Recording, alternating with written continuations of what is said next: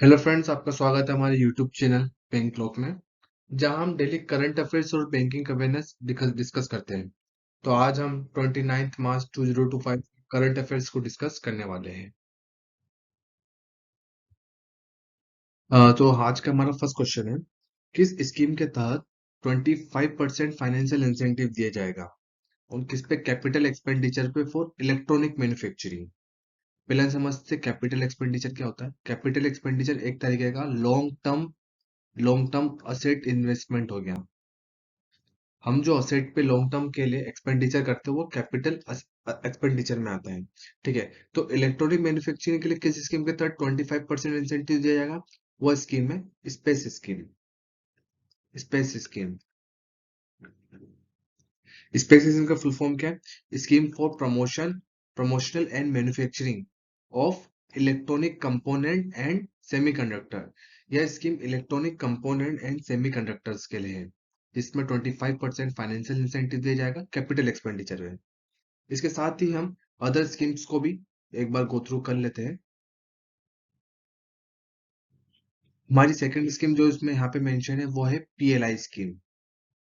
PLI scheme का full form क्या होता है? Production linked incentive scheme. Production linked incentive scheme. इस स्कीम में क्या होता है, जो भी हमारे इलेक्ट्रॉनिक कंपोनेंट हो गए, मोबाइल फोन हो गए, हमारे फार्मास्यूटिकल्स हो गए, ड्रोन हो गए, नेटवर्किंग हो गई, फूड प्रोडक्ट हो गए, इस पे इंसेंटिव दिया जाता है। ये भी एक इंसेंटिव स्कीम है, इस पे भी इंसेंटिव दिया जाता है। पर इस स्कीम में क्या हुआ कि हमारा एक बेस ईयर होगा। उस बेस ईयर से आप जितनी भी इंक्रीमेंटल सेल करोगे, उस इंक्रीमेंटल सेल पर 3 to 6% इंसेंटिव दिया जाएगा। किस स्कीम में? पीएलआई स्कीम में। स्पेस स्कीम में कितना जाता है? 25%। पर किस पे इंसेंटिव देते हैं? कैपिटल एक्सपेंडिचर पर। ठीक है। अब हमारी थर्ड स्कीम्स को भी हम डिस्कस कर लेते हैं।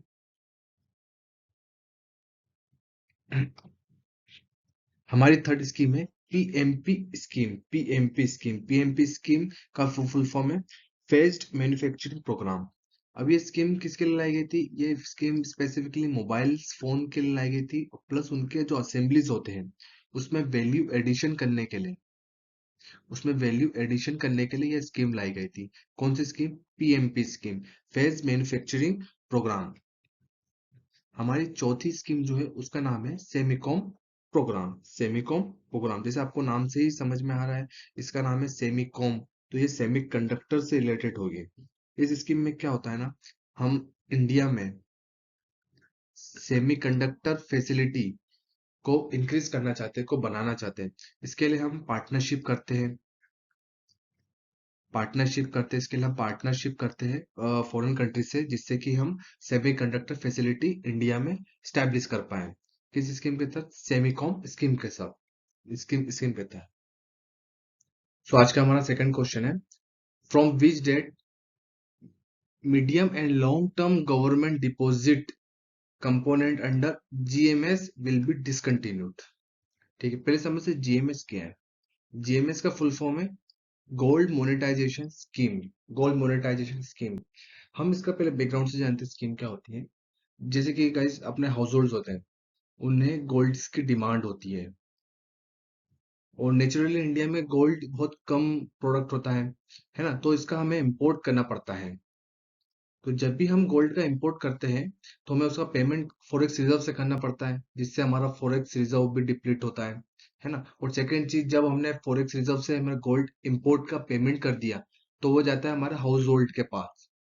और हाउस होल्ड के पास गोल्ड एक as a jewellery, as a asset stuck हो जाती है, जो कि उस इकोनॉमी में सर्कुलेट नहीं हो पाती है। तो इसी इशू को रिजोल्व करने के लिए गवर्नमेंट दो स्कीम लाई थी। फर्स्ट स्कीम थी गोल्ड मोनेटाइजेशन स्कीम और सेकंड स्कीम थी sovereign gold bond scheme. But ये हमारे यहाँ पॉइंट ऑफ डिस्कशन से स्कीम गोल्ड मोनेटाइजेशन स्कीम। इस स्कीम में क्या होता है कि जिस भी हाउस होल्ड के पास गोल्ड है, वो उस गोल्ड को लेके जाता है बैंक के पास। बैंक उस गोल्ड को देती है एक कंपनी, एक सरकारी कंपनी, वो है एमएमटीसी। वह कंपनी उस गोल्ड को या तो किसी ज्वेलर को दे देगी, या तो किसी मैन्युफैक्चरर को दे देगी, या उसके कॉइन या बिस्कुट बना लेगी। वो उसका कुछ भी कर लेती थी। और इस स्कीम में क्या होता है, मिनिमम जो भी हाउस होल्ड या इंडिविजुअल बैंक को गोल्ड सबमिट करेगा वो मिनिमम 10 ग्राम का होता था। मिनिमम इन्वेस्टमेंट इसमें 10 ग्राम रखी गई थी और मैक्सिमम का इसमें कोई क्राइटेरिया नहीं था। और इसका इसका पीरियड ड्यूरेशन क्या था? 1 to 15 ईयर्स के लिए। 1 to 15 ईयर्स के लिए। पर ये 1 to 15 ईयर्स भी थ्री थ्री ड्यूरेशन में डिवाइड था। मैं इसे यहाँ क्लियर कर देता हूँ।